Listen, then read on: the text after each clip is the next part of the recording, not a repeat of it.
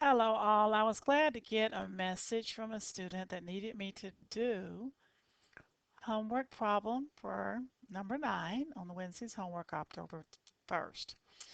And this is the problem. So first of all, we know we need to isolate the variable. So I'm going to draw a line through here so that I can just like separate left from right. So the x has to be on one side. It doesn't matter if it's on the left or the right side at all. So first of all, what can we do to get rid of the 3? What we can add an opposite, which is minus 3, because that's a positive 3 on both sides. Now that eliminated the 3, and now we can combine these two, and we end up with 1 is greater than or greater than negative x. Okay? Now, we remember we need to reverse the sign. And in a few minutes, I'm going to tell you why you have to. But so you know it's a negative by the x, and as I stated, go ahead and reverse the sign. Okay? And so now you want to change that negative x to a positive x. So do the inverse operation. That's like understood to be a 1 there times x. So a negative 1. So we're going to divide by a negative 1 on both sides, thereby making the x positive because negative times a negative is a positive. So I'm dividing by a negative 1 on both sides. So x, so you have negative 1 here. Negative 1 is less than x. Okay, so if I were to draw a number line here, okay, and so I see here, and let's sort the number line anywhere. Since it's a number line that goes infinity both directions, we can sort negative ones. We don't have to write all the extra numbers. Do we shade in the circle? No, it's an open circle. Now, what is that saying? You're pointing to the smaller number, so it's saying that x is greater than negative 1. Or you may have written like this, x is greater than negative 1. Or if you're reading from left to right, you're going negative 1 is less than x. So if you want to switch it around where the x is in front, you know you have to reverse the sign. It doesn't matter what's in front. But remember I told you a tip that if the x is in front, you always shade it in the direction it's pointing. And it's clearly pointing this direction, so that's why we're shading it to the right. So the answer is x is greater than, open the circle because there's no line underneath, x is greater than negative 1. Now some of you are confused about why do you reverse the sign when you have a negative that happens to be by the variable. So let's just play with some numbers here when you add and subtract them. So if you have a 4 is greater than 2, okay? So you know that if you add a number to a 4, 4 plus 1, you're going to hit 5. And if you add 1 plus 2, you're going to get 3. So you still have 5 is greater than 3. It's not going to change. If I take 1 away from 4 and get 3, and if I take 1 away from 2 and get 1, I'm still going to have a true statement. 3 is greater than 1. But let's see what happens if I were to divide. Okay, so we'll go 4 is greater than 2. Okay, so if I were to divide by a negative, like we sort of stated, so if I divide both sides, I have to do it on both sides, by negative 2, then you have here negative 2 will go into 4, negative 2, and this will be negative 1. And you have the greater sign. Is negative 2 greater than negative 1? No, it is less than. So when you divide by a negative, you're not going to end up with the right answer. So that's the reason why you have to reverse the sign. That's the reason behind it. It won't work unless you do. Or when you multiply. So if we have 4 times 2 is negative 2. It has to be by a negative because that's what we're talking about. Is greater than, so we know 4 is greater than 2. 2 times a negative 2. So this is multiplication. So we're multiplying both sides by 2. Let's see if it works. This is negative 2 times 4 be a negative 8 is greater than 2 times negative 2 will give you a negative 4. If is negative 8 greater than negative 4, if you looked at the number line, you see negative 4 is clearly closer to 0. So that's saying that negative 4 is greater than negative 8. So this is not true. Okay, this is no.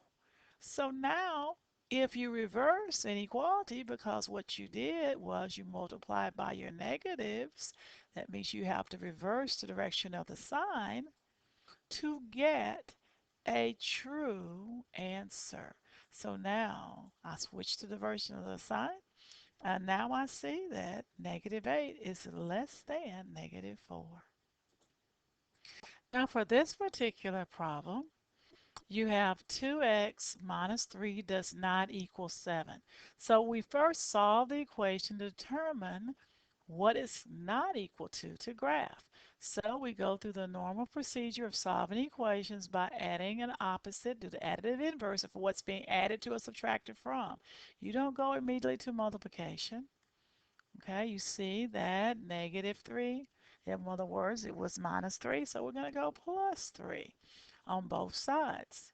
So that eliminates that. We're adding the inverse operation, bringing down 2x does not equal to 4. So now we're going to solve by dividing 2 by both sides. So x does not equal 2. Okay, so how would we graph x does not equal 2? So let's look at it. If you draw your number line,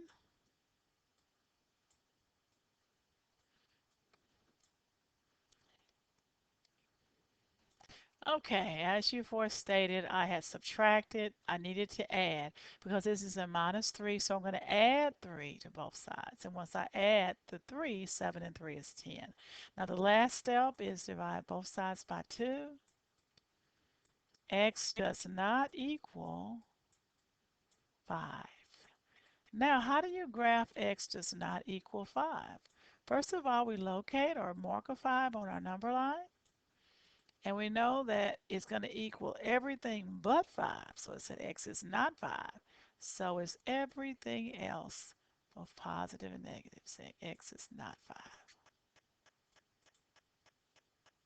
This is number 15 from the work I left yesterday. First of all, we have this is a multi-step inequality. So first, make sure that you go ahead and get rid of the parentheses. First thing.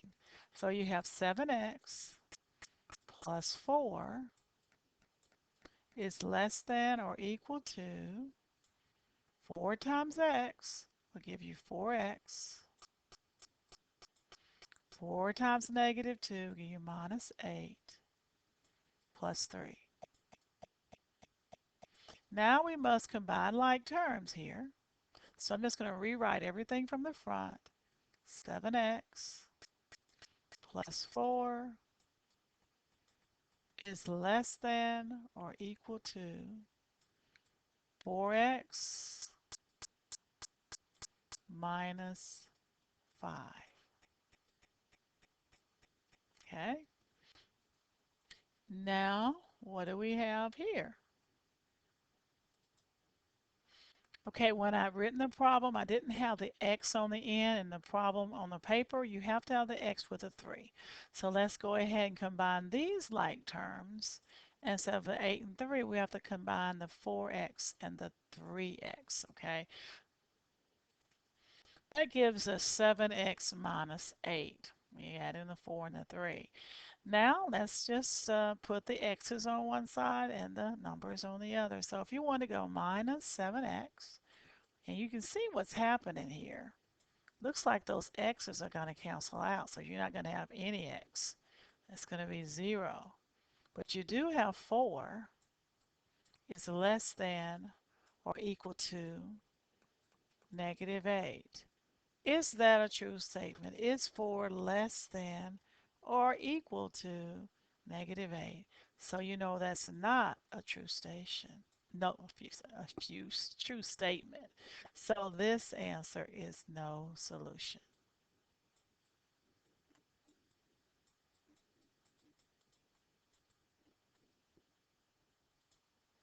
Now this is number 11 from yesterday's handout that was left with the substitute. It reads -10p is greater than 6p minus 8. Now let's draw the line separating it. We want the p's to be on one side, okay? So we're going to add the opposite, additive inverse, because 6p is subtracted from 8. So you're not going to multiply or divide. You have to take the difference or add an opposite. So a positive 6, we're going to add a -6 to both sides. Now we have -16p is greater than -8 because those p's cancel right there. So now what are we going to do on both sides? We're going to divide both sides by -16. Why? Because you have to divide by the variable, by the number that's by the variable. So when you divide by a negative, what does it say we do? You got it right. We have to reverse the sign. So once you reverse the sign, those two negatives change to positive. So you have P is less than -8 over 16. And of course, that reduces to -1/2.